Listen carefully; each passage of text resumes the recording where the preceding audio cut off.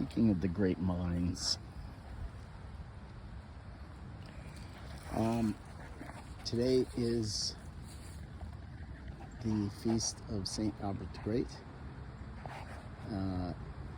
He was a brilliant theologian and scholar, and he just learned about everything, math and science and theology and philosophy. He was it Aristotle? Plato. Aristotle. One of them. He did a lot of reading on which one was it?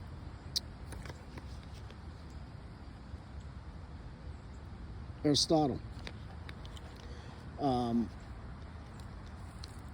So his mind was constantly thinking and wanting to know what was right, what was true. Nobody who's a scholar, no one who is knowledgeable wants to know lies. So they search for the truth. This man taught St. Thomas Aquinas. Imagine that. That's the thing that blew me away. We're talking the 1200s, 1206 to 1280 when he died, St. Albert the Great.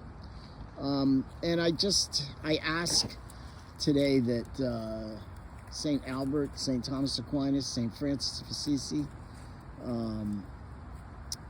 was it St. Albert the Great? No, Pope St. Leo the Great, that all these great minds, St. Augustine, would pray for us and for our world, because we've got our notions are moving away from God.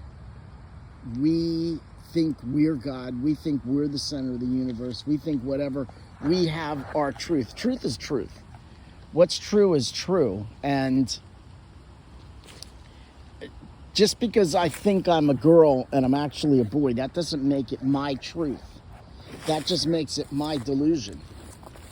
And I ask that St. Albert the Great today, I ask him to pray for us, to ask him to send the Lord someone for us. We had a Mother Teresa, and people would listen to her, and she had a mind that prevailed to a lot of people's sensibility. I ask, where is that person today?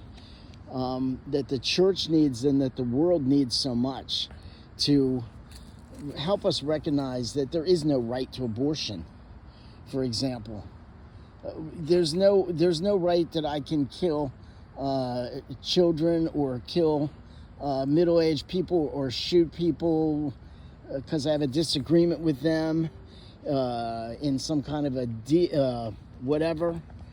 And there's no law that should say that, there's no law that can say, no legitimate law can say that you can kill a human baby just because it's in the womb instead of out of the womb.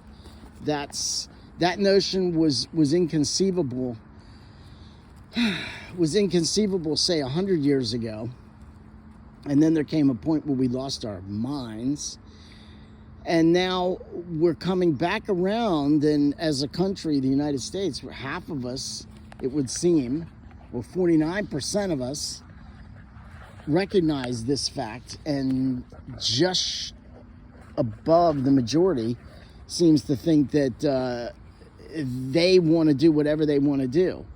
They want to have no consequences for being immoral and having sex outside of marriage. Because most people married wouldn't have an abortion. But, so anyway, I asked St.